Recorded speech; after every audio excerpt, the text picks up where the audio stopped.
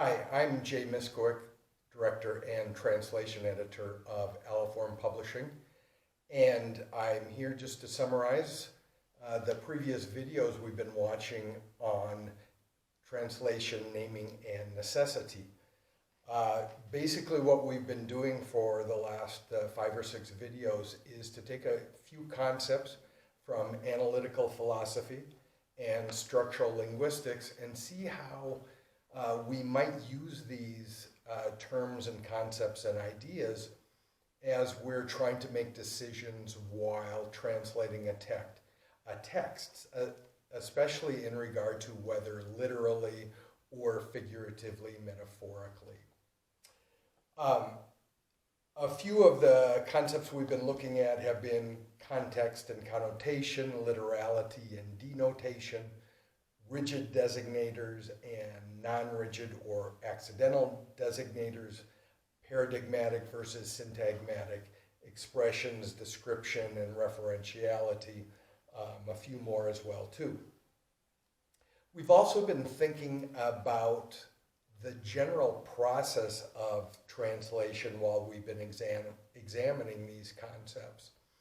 How we kind of go from a literal towards a more figurative or connotative translation.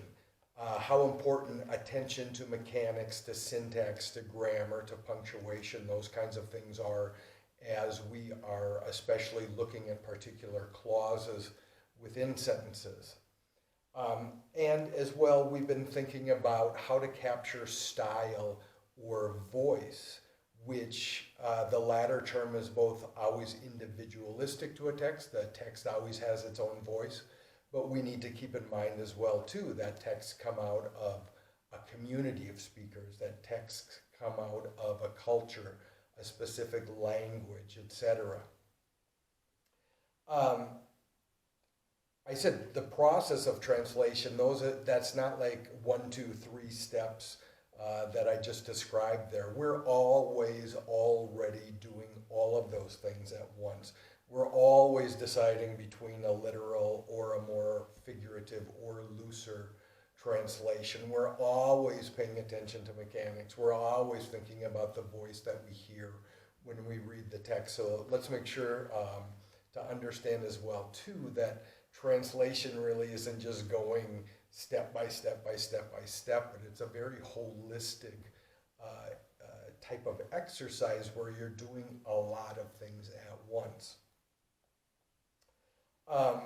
We have also been thinking about what the basic unit of translation is, and I think more than the word itself, what we're really trying to translate are ideas. We're trying to translate concepts. We're trying to translate images and scenes.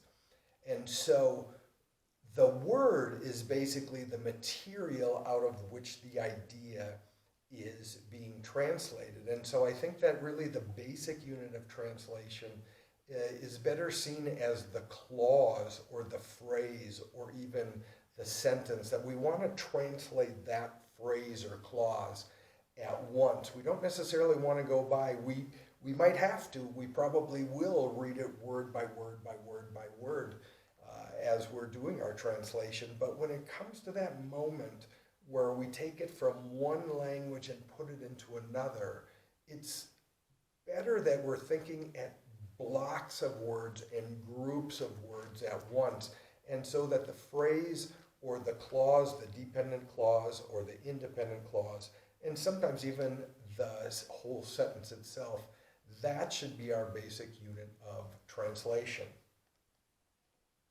While we're doing all of these different things, many of them very mechanical, many of them very just kind of time-consuming tasks, looking up the same word in a half dozen different dictionaries, going back over sentence by sentence, a paragraph in the original text to try to make sure that we're not missing out on any repetitions of words or phrases.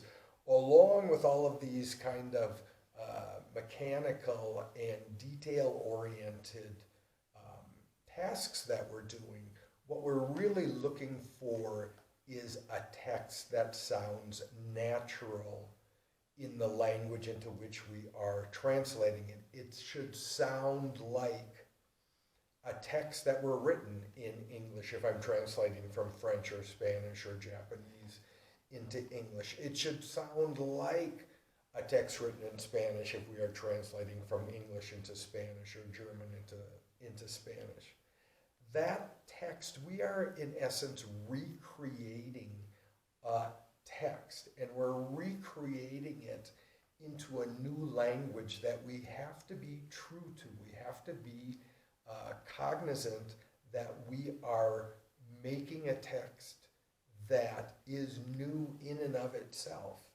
And so we want the text to sound like something that's written in the language into which it's being translated.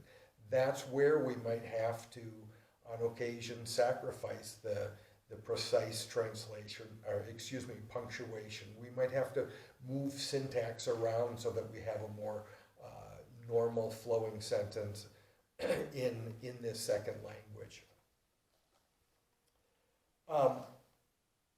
When we've thought about voice, again, just to repeat what I said a moment ago, it's important to keep in mind that every text has its own individual voice. It's an individual work of art. A person or perhaps a group of people may have created something, but they created that text. It stands by itself. It's individual. It has its own being.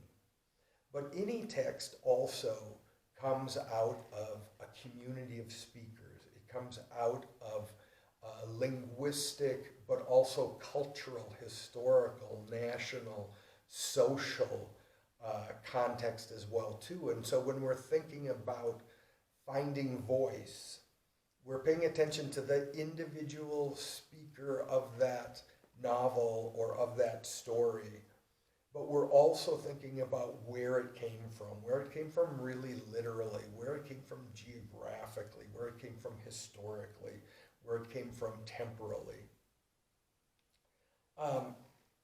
We looked at a little bit as well as translation as a kind of description, that we use words again to represent mental experience. When we describe something, we're essentially talking about its essential properties. And as we're faced with choices in the translation of particular words or phrases, that might be a good point to think about. What we're really trying to find as we move from one language into a new language is what's the essential property or quality of that term or that phrase or clause in that particular circumstance. It's about fixing the reference, to put it into Saul Kripke's terms. And two of the terms that we looked at from Kripke, who was an analytical philosopher and gave a number of lectures back in 1970 that came together as the book Naming a Necessity.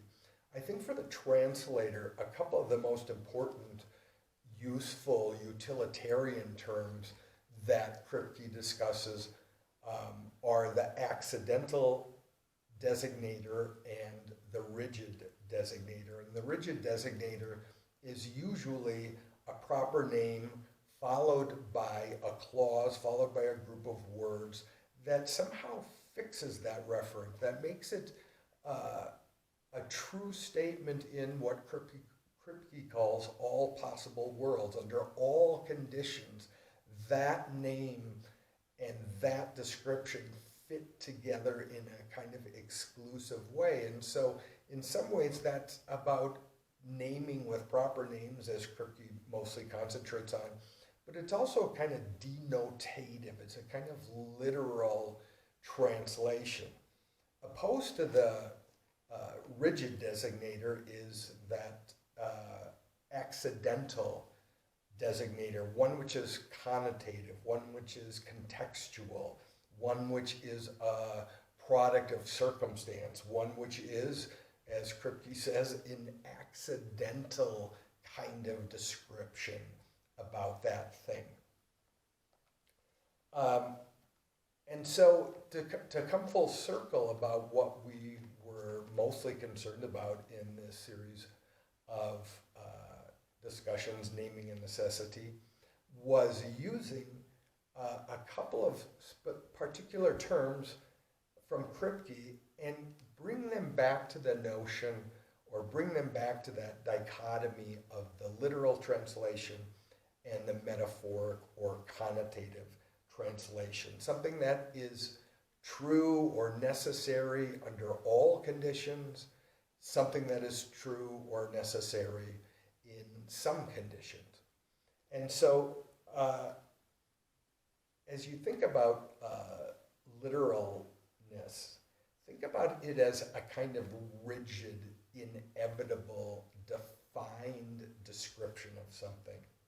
And that metaphor and figurative language and connotative language is all about that moment. It's about that kind of wonderful accident of the moment that makes that term particular, that makes it symbolic of something, representative of something above and beyond just itself.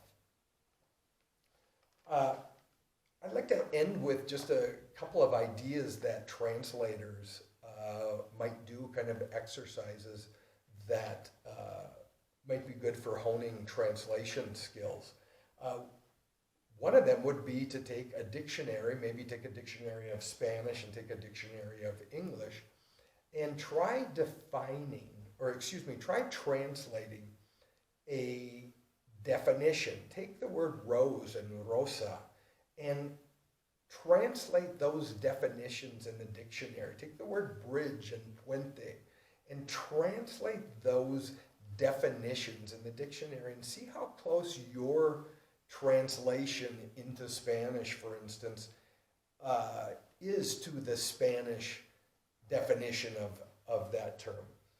Another thing might be translating a text back into its original language, to find a copy of T.S. Eliot, to find a copy of any other poet, and take a few lines from it, take a stanza from it, take a Mark Twain short story, and find a paragraph in a Spanish edition, and translate it back into the original language.